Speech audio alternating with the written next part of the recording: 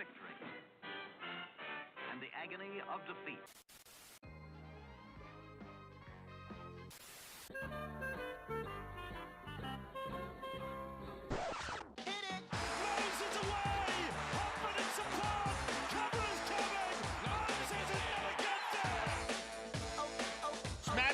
Great ball around the corner, Petticini. He beats them all. Junior Polar out wide, bumped away from Trindle. Sharks coming through. None of them can hold him. Good evening, ladies and gentlemen. Welcome to another instant reaction edition of the Tip Sheet podcast, coming to you out of the round 20 clash against the Canberra Raiders. Parramatta Eels going down 40-16. I'm your host, John, also known as 4020. Flying solo today, the big fella unfortunately occupied with the personal matters regarding his mother and is not available for the Instant Reaction podcast. So I will keep you updated if we learn anything between now and Tuesday, but right now not available for the Instant Reaction. So let's get right into it. As always, a quick thank you to the sponsors of the show, Star Partners Real Estate, Auburn, Rowan and Parramatta, as well as Parramatta Leagues, home of the Eels. Big thank you to everyone in chat, as always, too. You guys make this such an enjoyable experience, even when we go down by 24 points with a pretty unfortunate whistle, which is becoming a real consistent trend, unfortunately. But yes, you're watching or you're listening, as always, give us a like and a subscribe. You can also support us on Patreon if you would like to financially back myself in 60s. But let's get right into it, ladies and gentlemen. As I go through the chat roll call, I saw Carl, he had the leaked run sheet there for the sheet for the show. And then there was obviously Chris, Eminem, Jamie, a lot of fired up people. Critical of the Parramatta Eels for our own issues, but also for stuff that we cannot control and has been out of our control for a number of weeks now. Getting a really tough whistle. It doesn't matter who's got it. Last week it was Peter Goff. Today it was Ashley Klein. Not getting much in the way of luck of the green. Mary, I see your love for Craig there. Thank you so much. I will definitely pass that on to him. But yeah, there's some frustration with the commentary there as well. Yes, Voss and Ennis clearly a step below myself in 60s when it comes to calling games. But yeah, they do like to ham it up pretty bad, don't they, guys? So let's get right into it. You can see the stats that way. Yeah, there we go, that way. Up there. So yeah, I've got the mug of the big fella this week. So you get the by the play, by the numbers results. Parramatta Eels going down 40-16 here. Late flurry of tries. 50th minute onwards really what got Canberra away here. They end up winning by 24 points after the Eels fought back from a 12-0 deficit. And it looked like we're going to have 50 put on us at one point, and they came back in the first half to lead 16-12. But unfortunately, were absolutely starved of the ball in the second half. You can see here, try scorers for the Raiders, Jed Stewart getting a double, Owen Paddy getting a double, Zach Hosking, Simi Sasangi, and then Ethan Strange try just before the buzzer in the 79th minute. Pretty good day for Jamal Fogarty off the tee. He was 6 from 7 for the try conversions. Did shank a penalty goal, though. For the Eels, though, Charlie Geimer was both a try scorer and a try creator. He got on the board in the 13th minute for kick-off Dean Hawkins, then helped create an opportunity for Zach Lomax outright with Azariong sweeping around on a really nice short ball. Sean Russell also scoring in somewhat comical circumstances with a really nice kick from Joash Papali that led to Xavier Savage and Josh Adokar getting tangled up, and a bit of a Stephen Bradbury finish there for Sean Russell. But look down the stats here. We got possession massively favouring the Canberra Raiders, and that was probably heavily in the second half. 56% in favour of the lime green there, 44% for the Parramatta Eels. Time of possession, about 5 minutes and a bit there for the green machine. A bit more than 5 minutes, obviously. Eels, their completion rate was fantastic in the first half, but it slipped to 59% as the errors crept in. Canberra maintaining a really solid 81%, which we gripe about the referee calls, and they made a huge difference in this game, but these are the things that the Eels need to control, and it's something that both you as chat and we as commentators have been, or pundits have been talking about. You control your own backyard, look after what you can do, and you minimise the impact of the referees, and unfortunately Parramatta didn't do that today. A lot of cheap ball in the second half in particular, but you live and learn. We are a young team, and there's been talk about the green shoots and those sort of synonyms in terms of the growth of this team, but yeah, it's a bit rough, isn't it? When you cop in the bad calls, you start making a few mistakes, and Canberra are the sort of team this year who are able to capitalise on those errors and really put the foot in the throat. But keep going through the stats here. I mean, look at the attacking stats in Canberra's favour here. All the possession led to 12 line breaks. That is actually outrageous. Parramatta's 4 line breaks all coming in the first half, by the way. for that fantastic fight back period they had. Just didn't have the ball in the second half. We weren't inside their half in the second half. I don't think we had any tackles inside 20. Really rough sledding. Despite that, better average set distance, by the way, which is a really interesting stat there. Less possession, less opportunities, but we made effective possessions of the ball when we held on to it. We kept going down. Really fast play the ball speed from both sides. That sort of speaks to the nature of the contest. Ashley Kine, one team got 6 agains, which when you see this sort of stat usually means that there's going to be some 6 agains in play, but one team got 6 agains. It's a bit rough. Jim doesn't see the hate the officiating got today. We got the 40-20 reverse. That was the one call that went our way, Jim. And it drew a lot of ire from both Voss and Ennis, who didn't do, I suppose, primary school geometry, because that's the hypotenuse of a triangle right there, Pythagoras' theorem. If the ball touches down, it was about 6 meters outside the field of play, and it touched down just past the 20-meter mark. That's the hypotenuse of that triangle when you make the shape back towards the sideline. That would mean that the ball broke the plane at least a few meters back, which is why I can understand why it was overturned. Although perhaps if you're looking for incontrovertible evidence to overturn it, you'd have an argument. But there was a string of calls beyond that we didn't get. And also, the other thing too was a touchy marked it short and then changed their mind. But Mary's in chat making some fair points there. We didn't wrap the ball up, you're right. Canberra really got some fluent attacking second phase play there, and we struggled. And that's when Owen Paddy in particular really carved us up, was the opportunities that came from the fast play, the balls from the second phase play. But, again, it's one of those things where things pile up very quickly, don't they? You're a young team, an inexperienced team. You've battled hard, but you get a few things go against you, you make a few mistakes, and Canberra, the sort of team they are this year, will absolutely seize on it. Offloads, Eels massively out offloaded here, which speaks to what Mary was just talking about. Did Matt get injured? He was banged up at one point, guys. There was a tackle where he was very slow to get to his feet. I think he fought through it. I don't know if it was a knee knock. It might have been a bit of a stinger, a direct contact on the knee, but I think he was okay because he finished the game. He had that second stint and finished it, I think. But if someone in chat saw different, let me know. Kicks, I'm going to get to that, mate. That was a pretty important play early on. Keep going through here, though. Not a good day for kick defuse for both teams. There was a bit of a swirling wind was it the south end? I don't know GIO Stadium, but the one that the Canberra Raiders were running from in the first half, that caused a few issues. Russell kicked it deep for the penalty from the kickoff after that first try. There was a number of kicks that were allowed to bounce on the back of that. And then neither team defended particularly well here. 88% okay metric for the Raiders. 84% is not good for the Parramatta Eels, but that also speaks to the scoreboard. And then this is the one that's going to catch a lot of ire. 16 errors for the Parramatta Eels, not good enough. But then 5 penalties conceded, just the 1. And then 4 6-agains to 0. Despite Parramatta's dominance through that, second stanza, they absorbed that early. I say absorbed. They conceded early tries to Canberra, but then turned the script around on the home team and didn't get many calls. So we got individual play stats here quickly. Zach Lomax topping the running count. Back-to-back weeks for Charlie Geimer. Really good defensive work there. I think it was over 50 last week, right, guys? And managed to get to just a tackle shy of the half-ton again. Mixed day for Zach Lomax, though. A couple of poor defensive reads. I think that both our wingers in recent weeks have had some problems staying on their flanks and sort of isolating or leaving their centre getting the opposite of isolated. They're creating the isolation out wide. So I would like to see both Lomax and Fox revisit their approach to defensive structures. Although in saying that, I thought the Fox was outstanding today. I saw some love for him in chat earlier. He had that awesome line break early on, was heavily involved with some really good ruck work and had a couple of good tackles as well. Saved the try at the end as well too. What a lair that was from which Canberra Raider was it? Oh, God. Was it Tomoko or Chris? One of them bombed an absolute try from the KO week setup. But, yeah. We got quick run around here. I'm working in a mini browser here, so bear with me. This isn't my actual Firefox setup. This is inside OBS.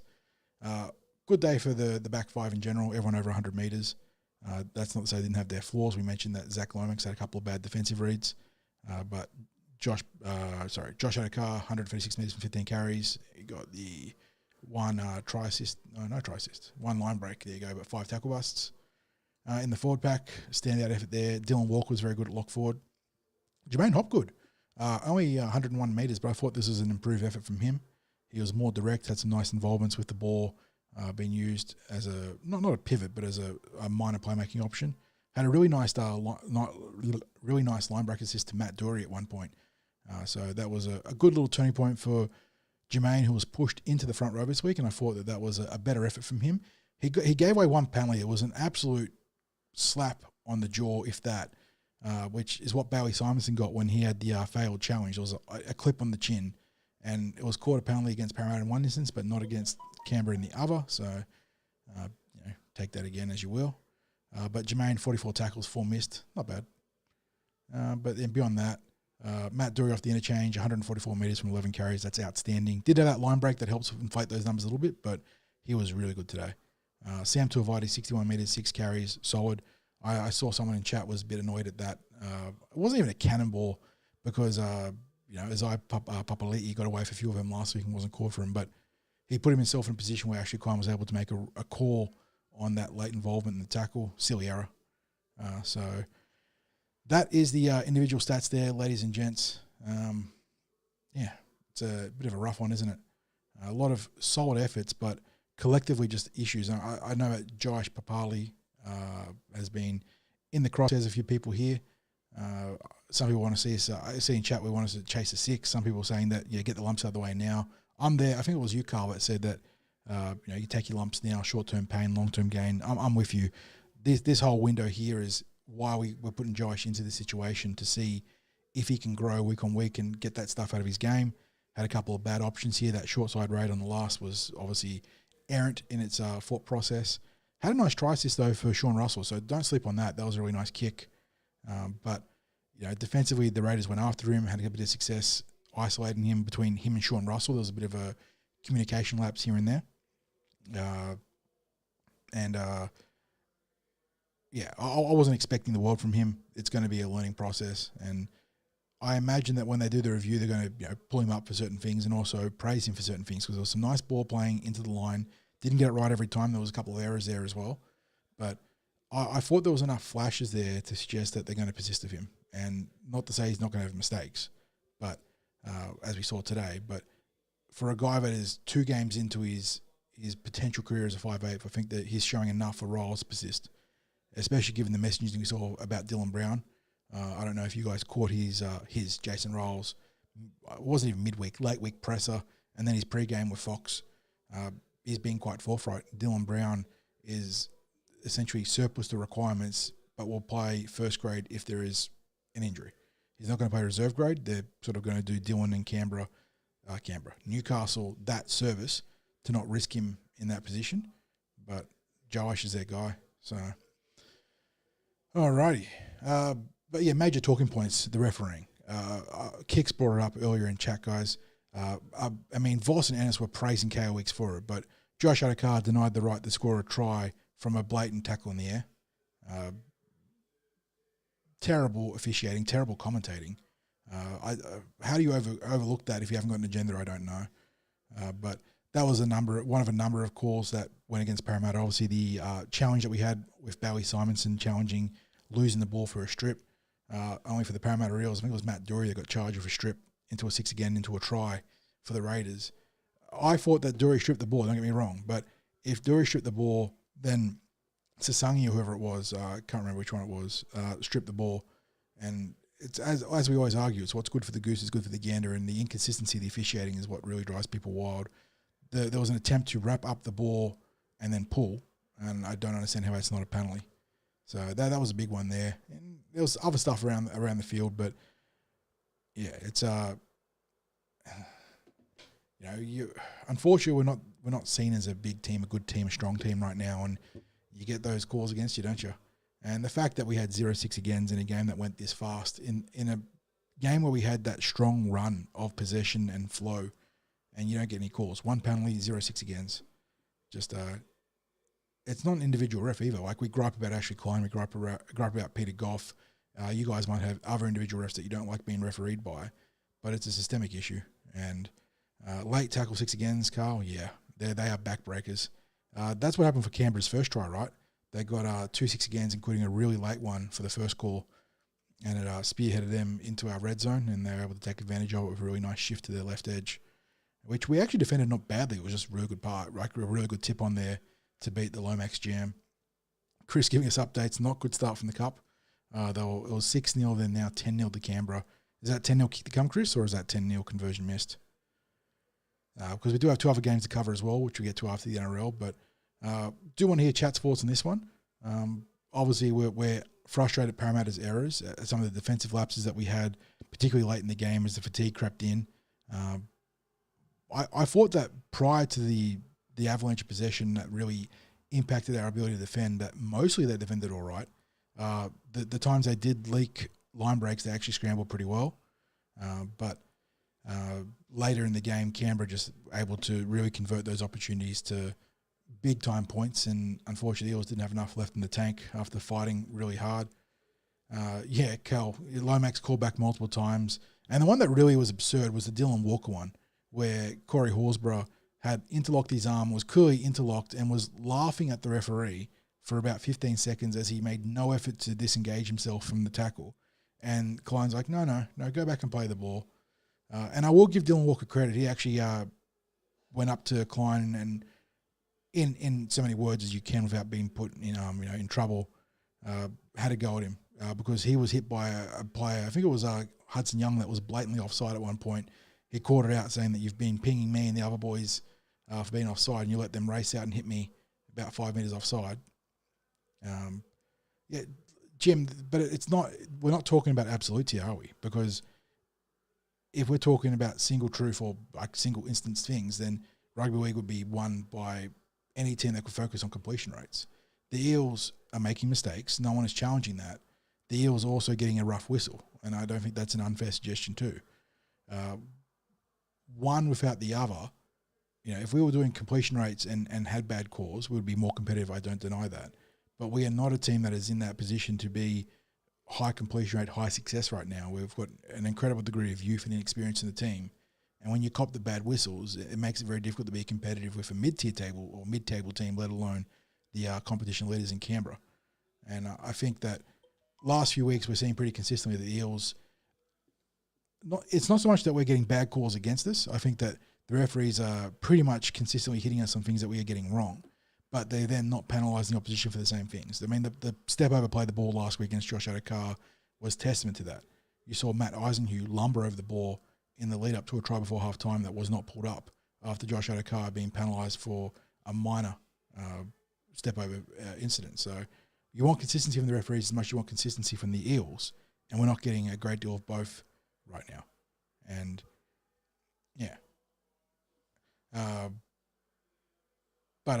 again, officiating is only a small part of the problem. It's as I let off before, you control what you can control, and the Eels aren't doing a lot of that right now. Mary, that is terrible. Exactly. Mary pointing out the hip drop tackle on Kitione last week wasn't even a penalty in game. I mean, that is arguably a send-off offence, given that they've made a serious talk or a lot of noise about the importance of eradicating hip drop tackles. We saw a hip drop tackle that has wiped out a player for 2+ months, wasn't even cited in the game, and it got 1 week. 1 week. So these are the inequities that you deal with that make it frustrating to try and be impartial when you call a game and you review a game and you say, yes, Parramatta were bad, but what about this? And you sort of, it is easy to get wrapped up on the what about this part of it.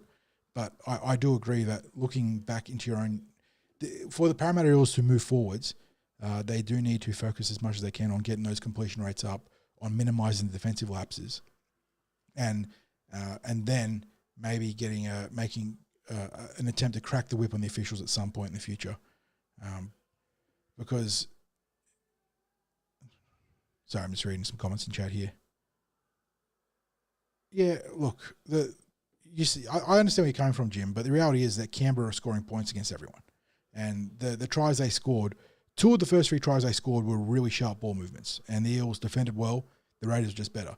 The one that really rankled me was the Zach Hoskin try, where it felt like our left edge just overslid and opened that channel up for him to have the short ball from Jamal Fogarty. But I wouldn't call them soft tries. I would say that one was a soft try. I would say the other 2 were well worked by Canberra. And again, as much as you want the Eels to be perfect, the reality is that some other teams are also going to play some great football. And we saw that from Canberra today. The Eels did well to fight back. And you're right also, Jim. Moses makes a huge difference there, because I think you look at our spine across the park, Yongi, I don't think, was charged with an error, although you could argue that the 40-20 might have been an error against him with that swirling ball. But Hawkins kicked out on the full. Obviously, Josh had a couple of really rough moments. The dummy halves are good, though, but Moses definitely massive. I was borderline that, Jamie. The first try being a forward pass, it was close enough that I wasn't too upset about it. Like, it probably was forwards, but I think that's within the margin of error that you just say that's football, and you got to cop that. Whereas some of the other calls that we talked about, obviously Josh Adokar being tackled in the air, the challenge going up to the bunker and being not overturned, they're the ones that rankle you. And obviously the stuff that we mentioned with Dylan Walker before and his frustrations with Ashley Klein's officiating. But, yeah. Leaves the Eels, if we just go over to the ladder here, provisionally. For and against, obviously taking a bit of a hit there, falling down closer to the Gold Coast Titans. The biggest thing you got to take care of here, and you can't see my mouse, so I'm highlighting the win column here, is you got to get those wins up. Yeah, there you go. You can see me do the little drag click there. For and against, I think, is secondary here to getting this number up, and the Eels just need to find a way to get a few wins. And they're doing 70% of the work right now. And when they're good, they're really good.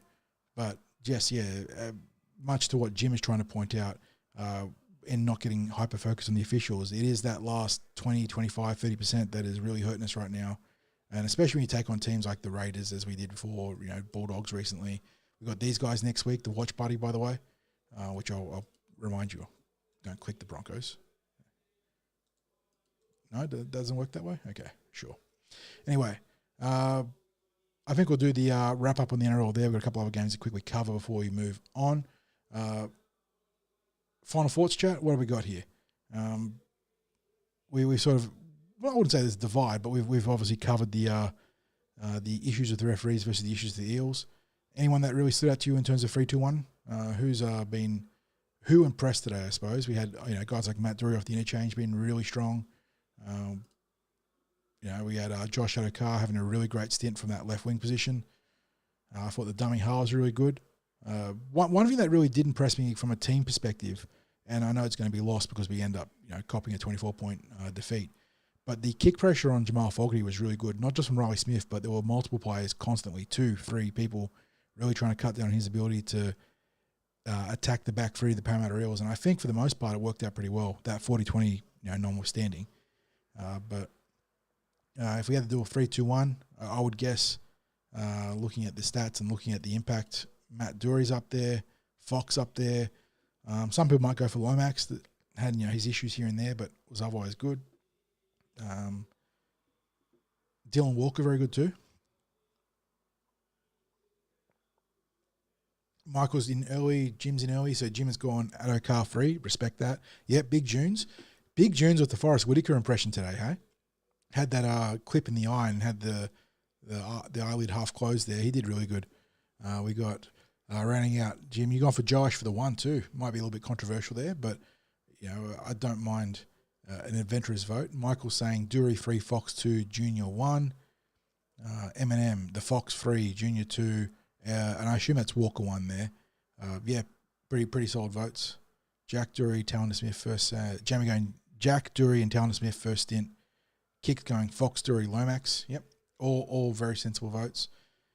How are you guys liking Talon De Silva 2 games in? Obviously getting his first look in rotation with Riley Smith today. Damien, Walker 3, Fox 2, Williams 1. Yeah, Jack Williams, good shout there. Couple of outstanding tackles, which unfortunately didn't result in turnovers, but he sawed a few Raiders in half, including the outstanding Ethan Strange. I know it resulted in a try a couple of plays later, but Williams on an edge, really good. Charlie Geimer on an edge, really good too. I mentioned the 49 tackles. He had the try assist, scored a try. What was he charged with in terms of the runs? Yeah, not many runs. Only 31 metres from 4 carries. The ball just didn't go his way, which is interesting. But still really good involvements there. And Jim, I agree. We do have to back Joash. And look, Jason Riles, his messaging has been fantastic in that regard. I think he's pretty transparently happy to cop the errors and cop the learning mistakes that we're going to see out of Josh, as evidenced by today. Because just the way Josh was, and I know that we rag on Voss and Ennis, but they were right. You do want to see Josh sort of hit the line with gas and plant that left foot and really get into him. And I think that's just when he's comfortable with his game, you're going to start seeing that. And I think the rest of his game will develop from there. Carl's calling for Riley to go into a ball-playing lock role in his second stint. There was some talk about that. I don't know where the genesis of the rumour was, but there was some talk that the Eels will look to transition Riley into that, well, not necessarily Brandon Smith role, but the ability to play that hybrid lock dummy half role. And that would pave the way for Talon to be that interchange dummy half that also handles the primary dummy half roles across the course of the game while Riley stays involved. Chris is calling for Josh to go to New South Wales Cup as 6 and give him a license to run. Normally that would be a tenable solution, but I suppose Chris, as you'd be aware, the problem is that Riles and obviously the brain trust, the Eels are juggling multiple tiers of development here, aren't they? They've got Volkman and Matthew Hunter down in Cup also trying to hone their games and create opportunities and competition for that number 6 spot next year. So I think that Josh learning on the job, on the fly in NRL was just the, I suppose the word I'm looking for is not pragmatic, but just the most simple solution, I guess. But yeah, I like the votes, guys. I'm at a loss my 3-1, honestly. I might go with the Fox for 3-2. 3 as well, because that gets a little bit confusing. 2 points, maybe Dylan Walker, and then 1 point Matt Doorey, I think I'll go. And yeah, like Jim, we obviously were butting heads in a good way before, but you're on the money here. It is very much similar to the Katonga situation in his time, and Kitione really found his feet before getting hip dropped, and was legitimately looking like one of our best players. And I think that obviously the demands of playing 5'8" is going to be higher than playing back row, but he will also have the benefit, he being Josh, will have the benefit, as Mary pointed out, you're ahead of me, Mary. You got the stream on fast forward. But yeah, getting Mitch back next week is going to be huge for Josh. It lightens his workload in terms of trying to organise his edge. He gets the strong primary half to facilitate all the game management, and he gets to play in better opportunities as Moses puts the ball into better positions for the rest of his backline. I don't know exactly what happened, Jim, but he copped, I assume, a finger or a fingernail to the eye, but it closed up and gave him that real Forrest Whitaker look. That sort of drippy eyelid there going like that. But hopefully it's nothing serious. So if it was something serious, he would have been pulled from the game, I reckon. So we have to wait and see. And yeah, and that was the other thing too, Sean sort of touched on it too, is that we saw really nice signs from Josh and Kitione in the short time they had together, and that's already been taken away from him. So Luke and Reddy should be back next week pending getting through this cup game that is happening right now. I've got to open up this browser here. Let's do this first. I'll go to cup very shortly. Let's transition to this game now, because the Eels, they got the bickies in this one, which I know Mary's going to be very hyped for. It was a fantastic bounce back effort from the Parramatta Eels after a horrible trip to New Zealand last week. But 46-12 winners here in the NRLW, puts the Eels to 2-1 the season. Try scorers Ruben Cherrington, Muff Mattielli, Rory Owen, Mahalia Murphy back from injury scoring. Tess McWilliams, the rook, getting the rock over the line there under the posts. Rory Owen, Collie Jackson, and Rachel Pearson. 7 from 8 for Rachel Pearson. Great day off the tee from her. Huge win for the Parramatta Eels. Mary, I can't even imagine who's going to be your best on field here, because there are so many to pick from. Eels, electric here. They picked the Raiders apart, really testing high balls. Poor Elise Simpson's going to have nightmares of what Rachel Pearson and Cassie Toehika were able to do with the ball. Cassie got the ball to really talk with some sort of torp or half-torp kicks, and the Eels just really strong across the park. Looked the team that we envisioned them to be going into round 2, and last week was just such an aberration. I don't know what you put it down to, making the trip across the ditch, the wrong selection of boots on a greasy surface because I was tripping over so much. Today, again, not perfect, but geez, they were much better, and we just saw so much young talent in this team stepping up. Zali Faye had an absolute specky. Which try was that she set up? It was the Rory Owen try, right? Absolute specky. Marf Mattelli, like you said, Mary, was fantastic. Rory Owen, Lindsay Tui, a couple of young centres having great games. And then the big one for me, getting the co-captain here, or in this case, the official captain here, Mahalia Murphy back, was huge. But then Rivoli, Arlaw, Tess McWilliams having great games. Fleur Jin, much better off the bench this week. She's had a couple of errors in the first couple of weeks. that have stymied her ability to impact the game, but much better this week. And, you know, we had the luxury of bringing Travis off the bench this week, which, given how many injuries we have in the forwards, is still kind of crazy to be able to have a back row that features Chloe Jackson, Mahalia Murphy, and a young gun in River Lee, and then push someone like Paige to the interchange. I'll get to your question in a sec, Jim, although I can't. I think that might be a little bit optimistic. But yes, huge game for the Parramatta Eels. Let me just go look at the play stats quickly, because the team stats going to be pretty dominant. Abby Church, 179 metres from fullback, fantastic. Go over to the Eels here. But yeah, the sort of result we really needed to be a palate cleanser after the disappointment of last week. Yeah, look at the back line. Ball did not go to Zoe Faye, but she still found a way to make an impact. But everyone else over 100 metres. Yahar's running for over 50 metres apiece is great. What about Rachel Pearson's running game? For a player that has been sort of badged and boxed as a passer and kicker, she's really been taken on the line this year and having a really nice impact. So a great third string to her bow there. Sebastian likes Brianna Eels, who was she came to the I suppose she came to the Eels last year through that the connection of Wenty, and has really climbed the depth charts here. Yeah, look at that impact there. 13 carries, 123 metres. Really solid game from Bria Eels. Chloe Jackson, another great game. Did bomb a try though. She's going to get a bit of a clowning on that in the video review. She had the fullback Abby Church to her right, try the dummy and take on the fullback. So she'll get a bit of razzing from her teammates there. But Tess McWilliams, how good was that? From playing under 19s, Tasha Gale this year, to powering through the Canberra Raiders middles to drag 3 defenders over the line and score in her third NRLW game.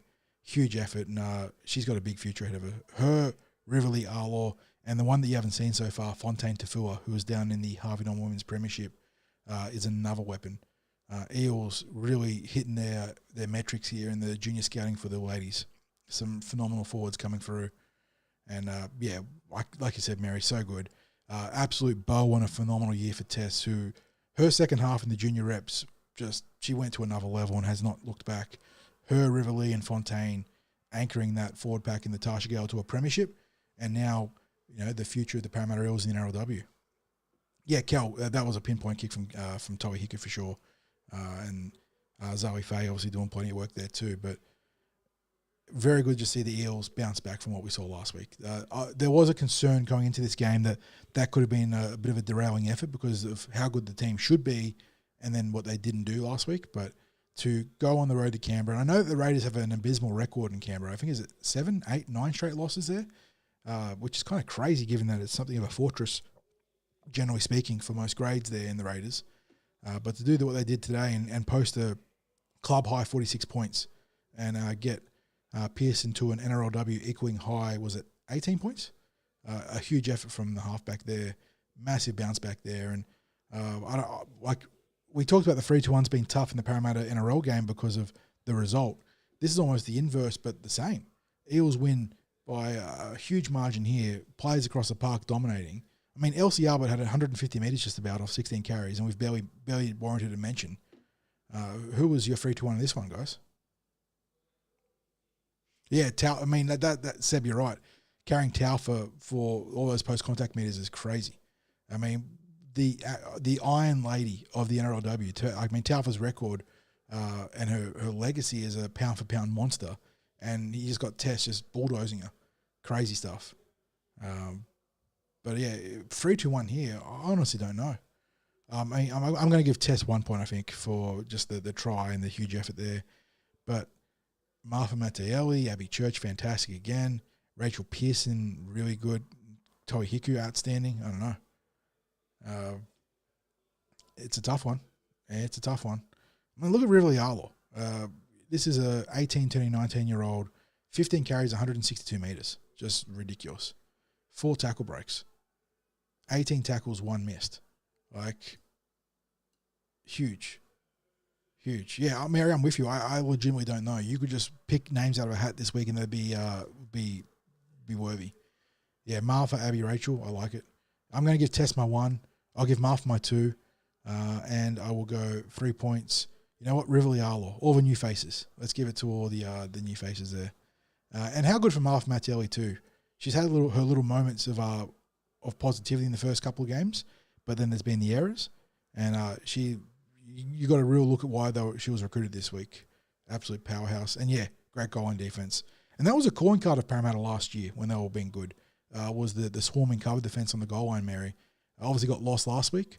The Warriors were handed a lot of premium opportunities to attack and were able to take advantage of it in the slippery conditions. But how good to see the Eels getting back to having that swarming defense. So big result here for Parramatta Eels. And again, we go to the ladder here. Women's Premiership. Provisionally, obviously, because we're waiting on these results down here. But Eels, 2 wins, 1 loss. Got these teams for game in hand here. But importantly, their points differential back up to plus 22. So really handy points there in the for and against. No, Peter, she's in Cup right now, the Cup equivalent, Harvey Norman Women's Premiership. So if we just go over to here, let me bring up my browser here. We are going to go to this website.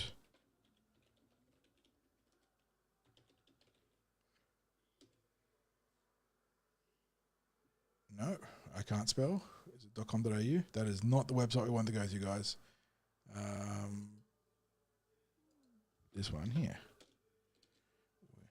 You can get that domain if you want, though, guys. So we'll go here. There is one game to cover that has happened, but in the meantime, Cup down 16-0. Tries to Sanders, Stewart, and Patuki Kase. So Eels not doing too flash there. And then in the Harvey Norman Women's Premiership, which we were just mentioning, Eels have fought back, up 14-10. So they were down by 1 try there. Ella Carlisle, Leah Sifan, and Paige Knapp scoring. And the player you're talking about here, Kiana Takarangi. There you go. So still in our Reggie setup, but has not played NRLW yet for us. So any late changes here for the Eels? Rosemary Beckett into the halves, which is good to see. So we've got a very young pairing there of Beckett and Sifan. Ruby Jean Kennard Ellis starting for Manili Ava'e. There's Fontaine, the player I was telling you to keep an eye out for. Any other changes? Kylie Gray onto the interchange. And Matoshi Kalepo, another young player, getting a look here in the reserve grade. So, good stuff. Yeah, Chris giving us the update there. Ethan Sanders scores. Unfortunate.